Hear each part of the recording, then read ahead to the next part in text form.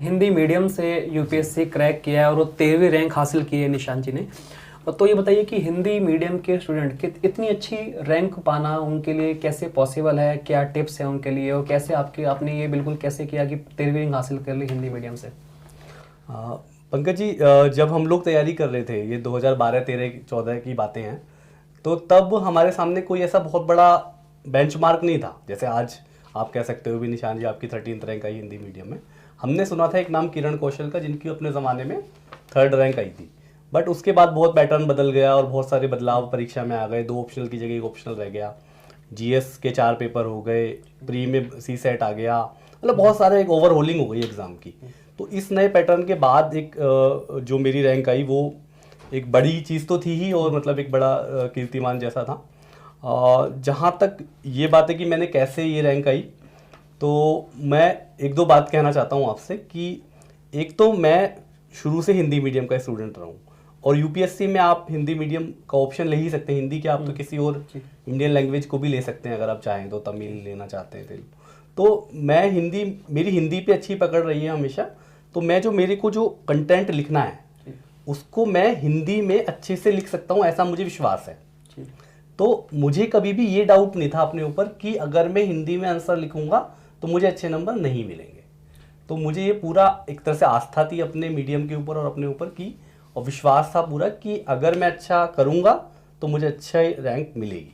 निशान, जैसे आपने अभी बताया कि आपके जो जो विषय थे, तो आपकी जो ग्रेजुएशन में जो विषय था उसने आपको कैसे आईएएस में आपकी कैसे मदद करी? मैडम, वैसे तो बहुत ज़रूरी नहीं है ये चीज़ कि ग्रेजुएशन का विषय मदद करे हमेशा, क्योंकि आप तो अक्सर देखते हैं कि भाई इंजीनियरिंग करके लोग फिर सोशियोलॉजी या ज्योग्राफी या फिलॉसफी या हिस्ट्री इस तरह के ऑप्शनल ले लेते हैं। पर मेरे क्योंकि ह्यूमैनिटीज़ की सब्जेक्ट्स थे, हिस्ट्री पॉलिटिकल साइंस, तो हिस्ट्री पॉलिटिकल साइंस हमेशा जीएस में काम आते ही आते हैं।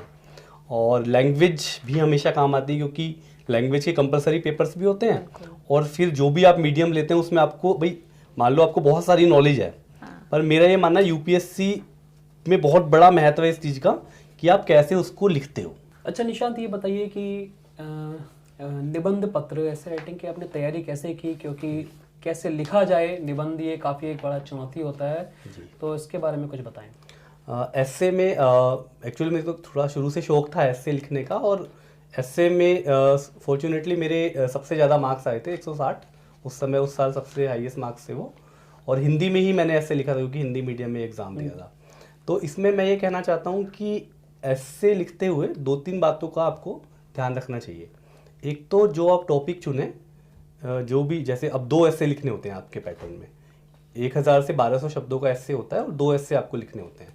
एक थोड़ा फिलोसॉफिकल टाइप का होता है और एक थोड़ा टेक्निकल टाइप का होता है। तो दोनों खंडों में एक एक ऐसे आपको चुनना होता है। तो वो जो आप चुने, तो ऐसा चुने जिससे आप थोड़ा फैमिलियर हो, जिस टॉपिक से आपकी थोड़ी फैमिलियरिटी हो, जिससे आप थोड़ा नज़दीकी, जिसके ऊपर आपको थोड़ी नॉलेज हो, वो आप चुन लीजिए। उसके बाद जब आप ऐसे लिखना शुरू करें तो जो विचार हैं आपके, उनका जो प्रवाह है वो व्यवस्थित होना चाहिए। ऐसा नहीं हो सकता कि आप कुछ लिख दें फिर दूसरे पेपर में अचानक कुछ और ही लिख दें। तो उसका एक भले छोटी सी एक रूपरेखा बना लें शुरू में, 5 मिनट लगाएं, 10 मिनट लगाएं रूपरेखा बनाने में, क्योंकि आपके पास 3 घंटे में 2 ऐसे लिखने हैं, पर्याप्त समय है आपके पास, और शब्द भी बहुत ज़्यादा नहीं लिखने हैं।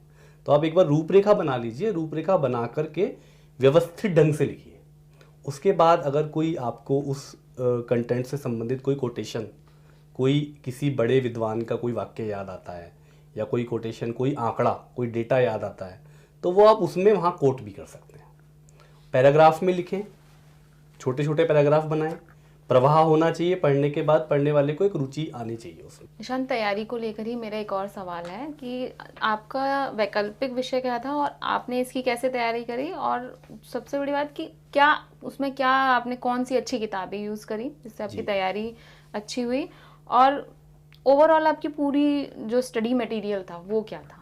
मैंने तैयारी की तो उसमें मेरा वैकल्पिक विषय मैंने लिया हिंदी साहित्य। अच्छा। अब हिंदी साहित्य चुनने का एक मेरा स्वाभाविक सा कारण था कि मैंने एमए और एमफिल भी उसी में किया हुआ था, तो इसलिए मेरी उस पर थोड़ी पकड़ भी थी, और इसलिए मैंने उसको चुना। और उसमें मेरा एमए का सिलेबस, यूँ तो वैसे बीए का सिलेबस ज़्यादा रहता है यूपीएससी में, बट वो थोड़ा सा अपग्रेड होता है, यानी बीए और एमए के बीच का होता है, तो वो सारा उसमें हो जाता है। और जो टेक्स्ट यूपीएससी के सिलेबस के हिसाब से थे उनको पढ़ लिया, तो उससे वो चीज़ तो हो गई।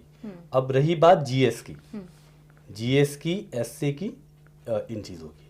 तो जीएस में मैंने क्या किया कि जीएस पेपर 1, 2, 3, 4, 1 में हिस्ट्री और थोड़ा वो होता है कल्चर, 2 में पॉलिटी और इकोनॉमी होता है, 3 में ये होता है ज्योग्राफी एंड वो, तो 4 में एथिक्स होता है।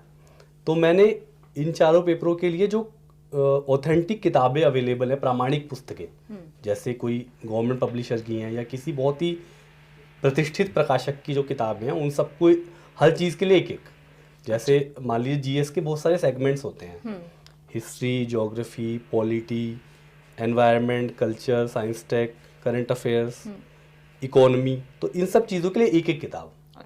और साथ में एक अच्छी मंथली मैगजीन जो यूपीएससी की तैयारी पर केंद्रित हो, और साथ में 2-3 अच्छी वेबसाइट्स जिन पर अच्छा कंटेंट और अच्छे क्वेश्चन पेपर आते रहते हैं, यूपीएससी की से जुड़ी हुई। और इसके अलावा पिछले 5 सालों के क्वेश्चन पेपर, कम से कम पिछले 5 सालों के क्वेश्चन पेपर को आप अच्छे से देखिए, तभी आपको रियलाइज होगा कि क्या ट्रेंड चल रहा है और किस तरह के सवाल यूपीएससी हमसे पूछ